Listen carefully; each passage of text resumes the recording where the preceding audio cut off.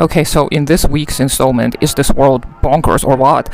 We have a lot of exciting, terrifying, strange news, announcements of aliens, of course, an honorable mention, but then there was a Russian communist writer who's been quite famous everywhere in these lands, was arrested for justification and possibly incitement of terrorism. And it was because of his post that he's written about the explosion on a bridge explosion in Crimea last year. And it was a post that was generally talking about what happened, and I haven't even seen that post, so don't take my word for it. Look at BBC or something, because I think they talked about it.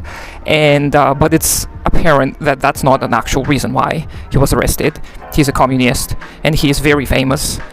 He was a professor for quite some time, and now they arrested him, and now that shows us that it's not safe to be a communist. It's not safe to actually talk about, the communist values online, because this post was online, so they're censoring what people can or cannot say. We already had a case like this a year ago or so, where a person was also arrested for what they were saying on the internet, and that is not just happening in Russia, it's happening all over the world, and we as communists or leftists of any sort need to realize that first they came for communists. This is going to ring ever so true in the modern day and age, where the governments of the world will resort to any kind of violence to keep their power, and our international workers' interests are aligned. So we need to come together. We need to stop talking about how Russia or the US or China or any other country is better than any other. It doesn't really matter to us people, does it?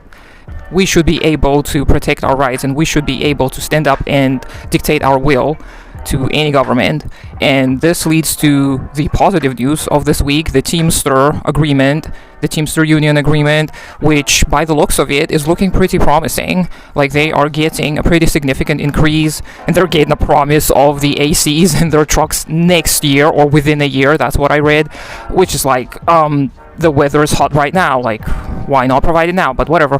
So that goes to show that a threat of a major strike is quite powerful still. It is a tool in our toolbox that we need to utilize, so this is why we need to organize them freaking unions, even if they start small, and even if they face all kinds of discrimination, like ours does. But yeah, this is a great win, this is a great victory of Teamsters, and we should celebrate it.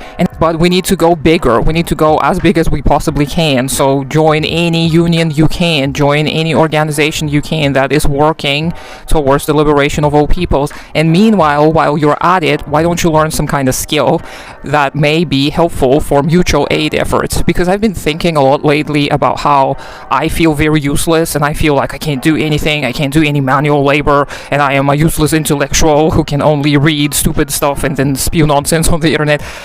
But I realized that in many cases it is learned helplessness, and also I can change, right? I can learn skills, and I can read about things, and I can learn to, maybe try and grow my own plants, and learn how to make different foods from the locally produced plants. And I've been learning a lot for the past few months about all kinds of different foods. For example, mushrooms, and I'm very interested in foraging for mushrooms. And by the way, this is another important note: in Russia and here in Kazakhstan, they have anti-foraging laws now established. They don't want people going out into the wilderness and gathering food. They want us all to depend on the food industrial complex, or whatever it is called. So, but we can still forage a little bit. Like, there are different, measures to how much you can forage.